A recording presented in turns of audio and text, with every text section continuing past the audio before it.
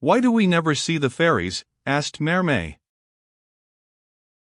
Because, replied her mother, the fairies do not wish to be seen.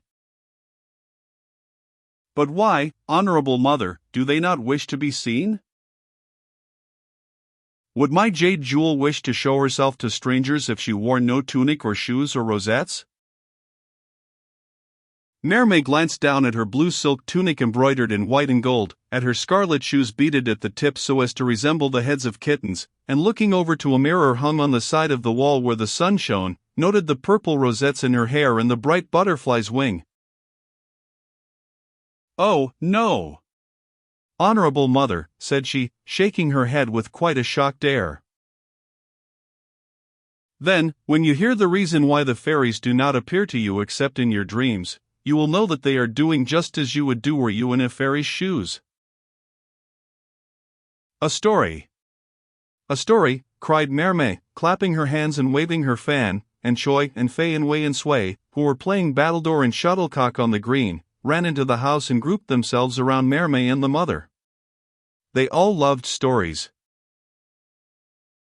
Many, many years ago, began the mother of Mermaid, when the son was a warm-hearted but mischievous boy, playing all kinds of pranks with fruits and flowers and growing things, and his sister, the moon, was too young to be sad and serious. The fairies met together by night.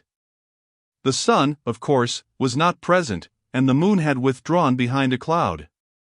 Stars alone shone in the quiet sky. By their light the fairies looked upon each other, and found themselves so fair and radiant in their robes of varied hues, all wonderfully fashioned, fringed and laced, some bright and brilliant, others delicate and gauzy, but each and all a perfect dream of loveliness, that they danced for very joy in themselves and the garments in which they were arrayed. The dance being over, the queen of all sighed a fragrant sigh of happiness upon the air, and bowing to her lovely companions said, Sweet sisters, the mission of the fairies is to gladden the hearts of the mortals. Let us, therefore, this night, leave behind us on the earth the exquisite garments whose hues and fashions have given us so much pleasure. And because we may not be seen uncovered, let us from henceforth be invisible. We will! We will, cried the sister fairies. They were all good and kind of heart, and much as they loved their dainty robes, they loved better to give happiness to others. And that is why the fairies are invisible, and why we have the flowers. The flowers, cried Mermaid. Why the flowers? And the fairies' garments. Where can we find them? Asked Fei with the starry eyes.